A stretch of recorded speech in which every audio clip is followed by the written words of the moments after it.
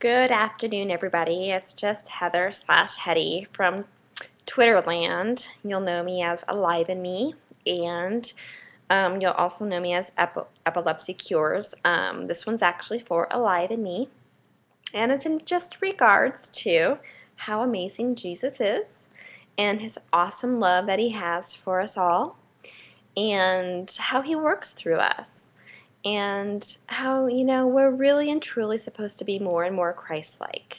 And, I didn't find him until very, very tough times when I was 26.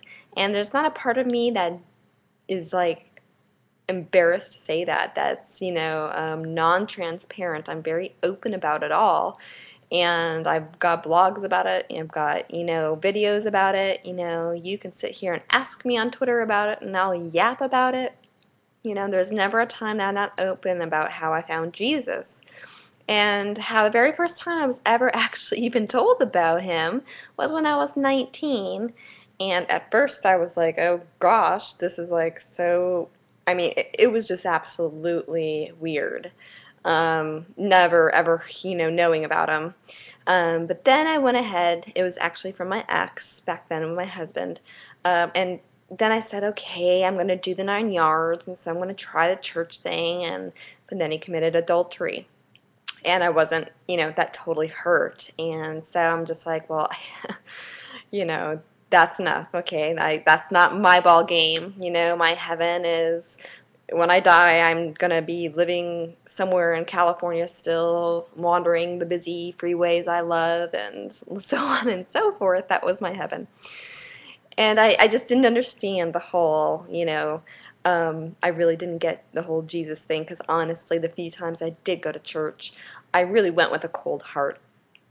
However, there were a few times in between that I did try to go, and that was without him, and I was really kind of just trying to figure it out. Um, but it didn't hit until I really went through some tough times, and that's when I was 26. And I got hit hard, and I really needed him. And come to find out, he's always loved me. He's always accepted me. He was just waiting for me to accept him.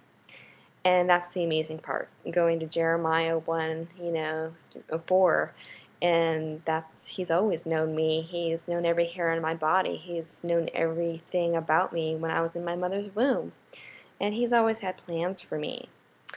Um, you know, we're all to be, when we come to know him, to give our lives to him and to become more and more Christ-like. And that's a walk. That's a long walk. But it's something to do daily. It's something to do all the time. It's something you read about in the Bible. It's something you listen to through music. It's something you go to church about and hear about. But here's the catch. You don't shut out family that don't love him. You don't shut out friends that don't know him. You don't cut off friends that believe in something else. You love everybody, because the biggest thing is that no matter what, when they come into your home, number one, they might think, wow, whoa, wait, where's all the love? What's the good feeling in here? There's something amazing about this. Or secondly, just in time, they may just ask questions. And you may be the one that be able to plant that seed. You may not be the one, to actually help it grow. It's God's job.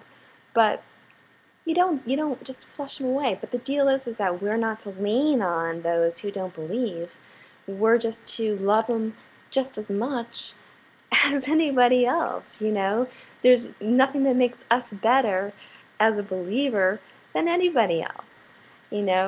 Jesus, my gosh, he was washing people's feet, and he's God. I mean, here we go. I mean, people have to understand that, this, our God is just the most loving, amazing God in the universe, who loves you so much.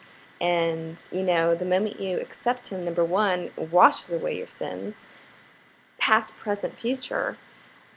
but, is just amazing, open-armed in love and wants to just, help you grow in that relationship and continue to be more and more like him so that you don't have the issues of running off and sinning purposely. We all are sinners and we all will fall short of the glory of God, but we will not, intentionally, without feeling that, feeling in our hearts of, oh, dear Jesus, I'm sorry, and, like I said, but we're supposed to have our Christ-like friends, our amazing friends that totally believe in him, that we can be, lean on in our times of trouble, just as we lean on Jesus, but to have our friends that don't know him and or don't believe in him or don't, feel like, well, he's not really God, and yet we still have them, and they can lean on us and come to us for questions or any other type of issues in life, but we're not supposed to actually go to them for any questions and such in life. We're supposed to go to our friends who actually believe in him so that we get the correct, you know, Jesus answers. Um, that's the difference. But we're not supposed to flush any of our friends away just because, or disconnect just because of, just a way that, we don't agree, whether it's in the type of religion, the same religion, or a different viewpoint, just a different religion, or no religion, or I will call it actually relationship is what I call it. Because religion is something just bypassed. Um, what it is it's an actual relationship with Jesus. It's a one-on-one in the Bible, and it's talking to him, it's loving him, it's, being just one-on-one with him every day. And, prayer, of course, being the biggest. And it doesn't matter if we're sick or, healthy, rich or poor, whatever the fact is, he loves us all just the same. As we should be more Christ-like, we're supposed to be just more and more like that and love everyone just the same. And so it just takes me for a loop when anyone, you know, judges, I guess it is. You know, we don't know on Twitter who truly is a follower of Jesus or who isn't. And then the fact is that, you know what, if they aren't, we gotta give the people who aren't our love, not cut them off, because, you know, it is in, his word and in our heart through him to hopefully bring people more and more to him. And it's amazing that we could ever be the ones that plant that seed that could bring someone on Twitter to Jesus and have them become some amazing soul that's like ready just to go pound the ground for Jesus Christ.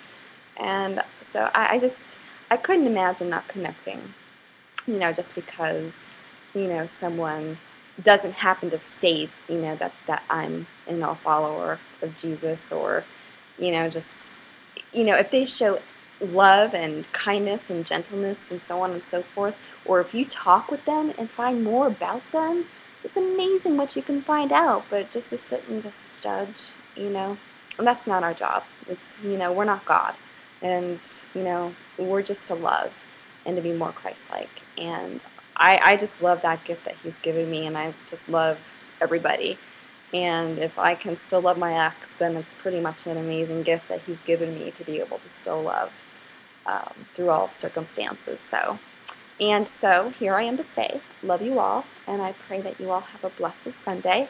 And I'm so thankful that I'm connected with each and every one of you on Twitter. And talk with you soon and throughout the week. And have a blessed, blessed week. God bless.